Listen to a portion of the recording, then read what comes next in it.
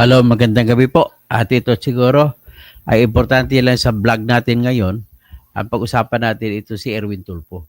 Sabi naman ni Erwin Tulfo, ang yabang-yabang, dapat nga Erwin Tulfo mag-resign ka. Kasi bakit ikaw po ay isang incompetent, hindi mo alam ang trabaho mo. Alam mo ginawa niya?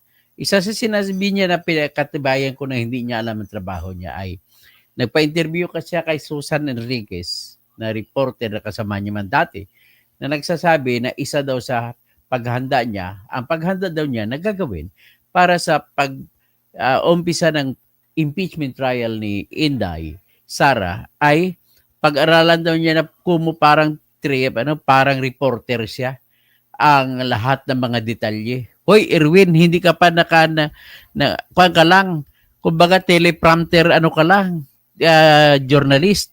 Nagbabasa ka lang sa mga pinobroadcast mo. Hindi ko po kita nakita na nag-iimbestiga, gumagawa na magiging investigative reporter. Hindi ko po kayo expert sa investigation. Anong klase ka? Nagmamayabang ka pa. So, ang investigation po, ang layo niyan sa kaso. Ang investigation, pang reporting lang sa dyaryo, pang reporting sa TV. Ang ginagawa mo, ang gagawin mo, kung totoo, ang gagawin mo. Pero kung gagawin mo na yan, pakitang tao lang yan, double blade ka. Double blade ka. Ang gusto mo gagawin yan, ay ang target nyo talaga si Tambaluslos, si Martin Romualdez, at saka si Rapi magtandem para tatakbong presidente at vice-presidente sa 2028 elections. Yan po ang gusto mong gagawin yan.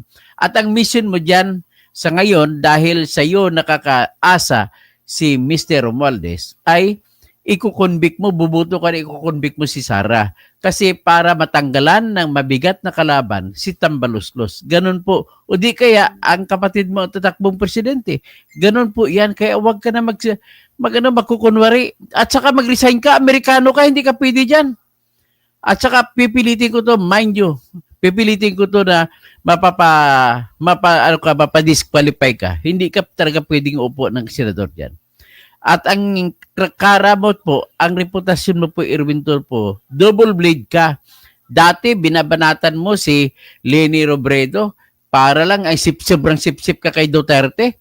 Ngayon, mga Duterte ngayon, gusto mo sipain na lang. Kung hindi lang ninyo naranasan yung backlash nun, actually, kung wala lang yung power, yung sarili mong power, kasama ka sa nahulog sa yung pagboto ng mga Duterte, kasama ka sa nahulog. Pero kung mabilang ang 17 million na overvotes na hindi binilang, malamang na mahulog ka pa sa Magic 12. Sigurado ako.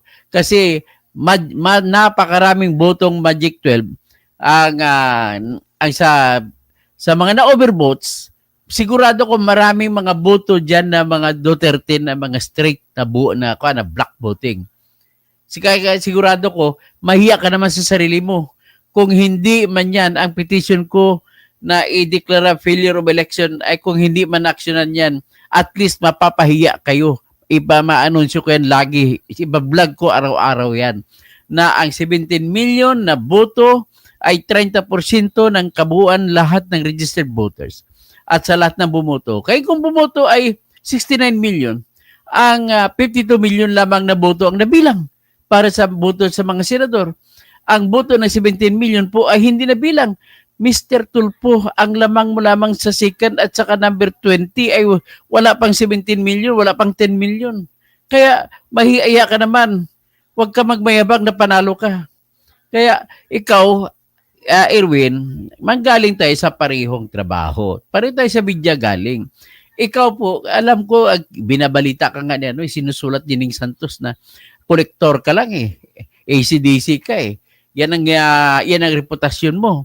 So, paano mo ngayon? Believe naman ako sa inyo. At nahilot nyo, natabunan ninyo, napabango nyo pangalan nyo sa Tulfo Brand of Justice. Sa kunwari, action kagad. Katotohanan, namimili lamang kayo kung inyong aksyonan. Pero ito, sigurado ako na gusto ko mo lang magdadrama, lulukuhin mo lang ang mga Pilipino.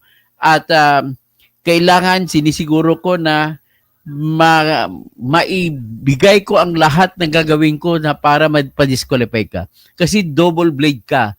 Ipapakita mo kunwari, dito ka, tapos doon ka sa kabila. pagkatapos ngayon, gusto mo titirain, sisipain si Sara kasi alam mo naman kasi si Sara, pag matanggal siya, ang target mo talaga dyan ay walang iba kundi ang maipapanalo mo si Rapi Tulfo bilang presidente o vice-presidente. At kasama nyo pa si Tambaluslos. Ganun po kayo ka walang kwentang tao. At saka, ano bang alam mo sa politika? Ayuda. Ayuda. Hindi po yan ang dapat sa magandang pamahalaan. Dapat long term ang mga programa na alam mo. Ngayon pa lang, nakikitaan ka na wala kang alam na magagandang batas na dapat isasagawa. Ay, nako. Puro pang band-aid ang solusyon ng mga naisip mo gagawing batas na binabanggit mo sa interview sa'yo. Ay, nako. Sa akin lang masasabi ay, una, mag-resign ka, mahiya-hiya ka, kapal mukha mo. Hindi ka Pilipino, Amerikano ka, nagpalsipika ka pa, namiki ka pa, nag-imbento ka pa ng birth certificate na i-reach si Mr. Tulfo at para pinalabas mo na isinilang ka sa Hawaii noong December 30, 1965 pero pinalsipay mo yan at nailusot mo at base doon nabigyan ka ng tinatawag na na passport, the US passport, 4 na beses ka na isyuhan mula noong 1991 hanggang 2001, 2011 at 2021. At maliban pa dyan, pumasok ka pa sa sundalo 1988 at lumabas ka sa US Army hanggang 1996. At nung pumasok ka sa pagkasundalo, nanumpa ka sa watawat at konstitusyon ng Amerika. Kaya tinakwil mo na ang Filipino citizenship. Kaya dapat ikaw ay tanggalin. Hindi po kayo Pilipino. Magtataidor ka lamang sa Pilipinas. Tandaan mo yan. Kaya ito palang ay tingnan mo ginagawa mo. Tatawagin mong mumurahin mo si Leni Robredo Notes. Grabe ka. Tapos sobra ka magsip-sip kay Duterte. Ngayon, minsan hindi mo malang binati si Duterte, hindi mo malang sinuportahan si Duterte nasa impeachment. Hindi mo naman sinuportahan si Duterte na inaresto. Wala kang sinabi. Tahimik ka. Grabe ka. Tapos sasalita ka ngayon. Titingnan natin kung anong kwan. Pero bakit mo hinayaan na pumirma si Mrs. ni Rapi Tulfo na si Jocelyn Pua Tulfo na pumirma sa impeachment? Nang kung pumirma siya, pati anak ni Rapi Tulfo pumirma sa impeachment laban kay Sara, ibig sabihin po ay bias na kayong dalawa ni Rapi Tulfo. So kayo wag na kayo sabihin nyo ng totoo na i-convict nyo, wag na kayo magkunwari pa. Ang pagiging reporter po ay iba yan, napakalayo po yan. Hindi po sapat ang iyong kaalaman para malaman mo kung ano talaga ang mga batas ng ebidensya sa mga kaso para makapag-desisyon ka kung anong tama, ano ang totoo, ano ang proof beyond reasonable doubt, ano ang proof, clear and convincing evidence. Kaya wala kang alam, huwag ka na magmayabang, Mr. Tulfo. Ha? Get out, Mr. Tulfo! Kakahiya ka!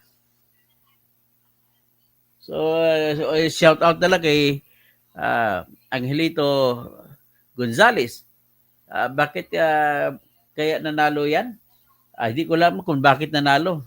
Sigurado ko may daya dito sa sa Comelec natin. Renato Solomon, based on Kong Chanko interview, seems like impeachment is null and void due to conditional release. Oo nga, lumalabas po, Erwin Tulfo. Ang impeachment, alam mo naman yan, na drama ninyo yan. Kasi ginawa ninyo yan pang blackmail para ma-release yung pera na gagamitin sa pang-eleksyon. Ganun po ang pinakatotoo dyan. Hindi yan genuine intention to impeach. So, more attention, more power, Sir Toto, Helen Baguio, good evening. Chair Kennedy, Crispin Rivera, Mayapa Bengi, Gregorio Remulla, hi, hello, Toto. Doc watching from Phoenix, Arizona. Simply Lalaine. Ngayon, ang sa akin lang gusto ko lang sabihin ay ganito. Ginamit lang ni Romualdez sa ni Erwin Tulfo. Kasi si Erwin Tulfo pong utak ng akap. So, ginamit lang ni Romualdez sa ni Tulfo itong Makabayan Party List at saka Akbayan na sila nag-file noong December 2 at saka December 4 ng dalawang impeachment. At ginamit din si Hurtado na nag-file noong December 19 ng impeachment. Ngayon, sa batas po ng impeachment, alam mo ba yan, Tulfo? Alam mo ba yan? Nasa batas ng impeachment, isang taon, isang beses ka lang magsampa ng kaso. At alam mo ba yan, ang unang impeachment na sinampa, at ang pangalawang impeachment na sinampa, at ang pangatlong impeachment na sinampa, ay yun ay maghaharang, hahadlang doon sa pang-apat na impeachment sinampa nyo.